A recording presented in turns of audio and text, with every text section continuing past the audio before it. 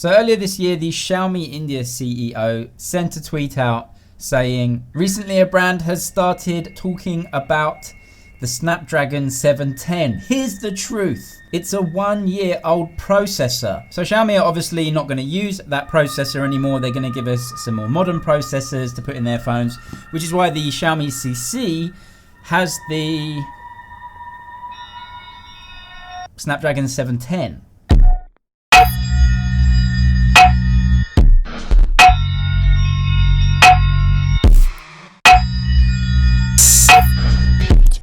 There is actually a really good reason why Xiaomi are using the 710 in this, and it starts with the unboxing experience, which is so similar to more premium Xiaomi phones. You get an 18-watt fast charger and a huge 4030 milliamp hour battery, but the specs sheet can't tell you how a phone feels. And when you unbox the device, you would think this was a Xiaomi Mi 9, a phone much more expensive. The design out the box is definitely a pleasant surprise. Sometimes with phones in this price bracket, they feel a little bit plasticky, especially on the back or around the edges, but this doesn't. It keeps so many of the design characteristics of the Xiaomi Mi 9. It's virtually the same thing. The camera placement and the flash, and even the way that the colors change. I know this one's white, but it has very, very similar design characteristics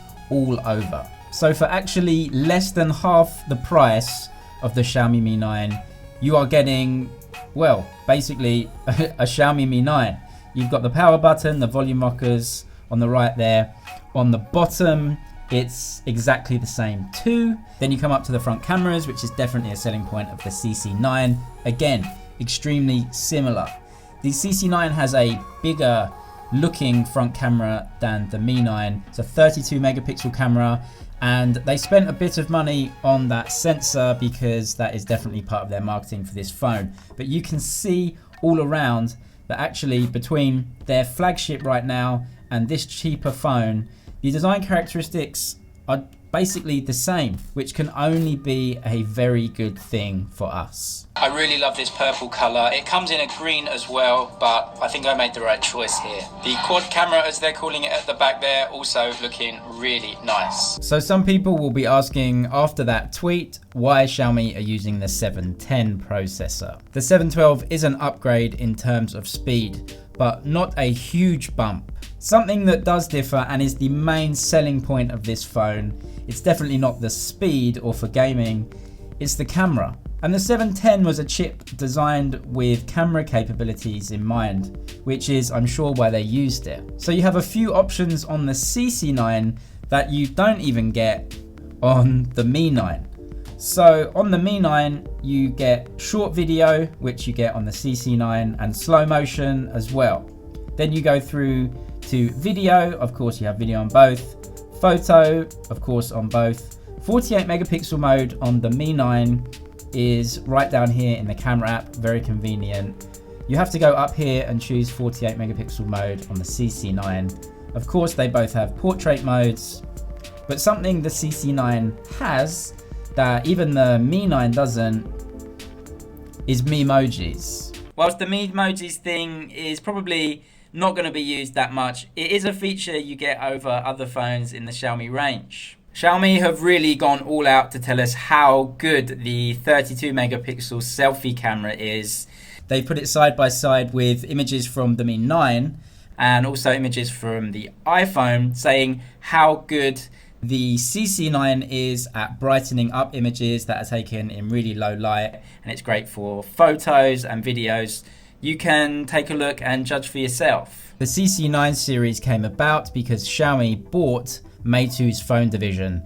Meitu is a really popular camera app, and it shows there are so many features on this phone. Triple camera systems at this price point are few and far between, to be honest. Not only that, but I really like these images. I like the colors and I like the detail. You can decide for yourself. Whilst things like emojis are more of a gimmick, the phone keeps a lot of fundamental features that you get on more expensive phones.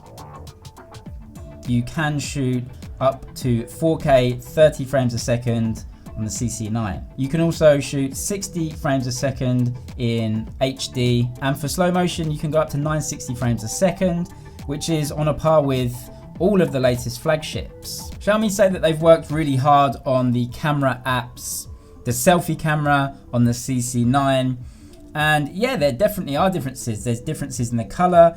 I must admit, I actually prefer the way I look on the CC9 than I do on the Mi 9. The Mi 9, I've always felt, washes me out a little bit because of my skin color. It's meant to brighten skin tones, and that's just no good for me. But on the CC9, I look a lot more full of life. My skin looks more vibrant and a bit pinker. So yeah, I'm really liking that. Going through to just a very quick shot on both of these cameras.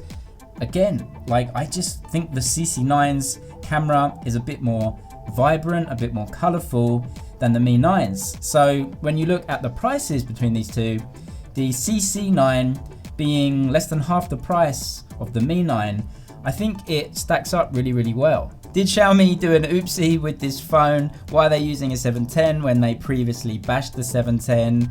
Well, the fact is that the Mi 9 SE uses a 712. The Redmi K20 non-Pro variant uses the 730. So ignoring all the previous tweets, Xiaomi are giving us a cheaper phone whilst keeping all the camera capabilities that we would want.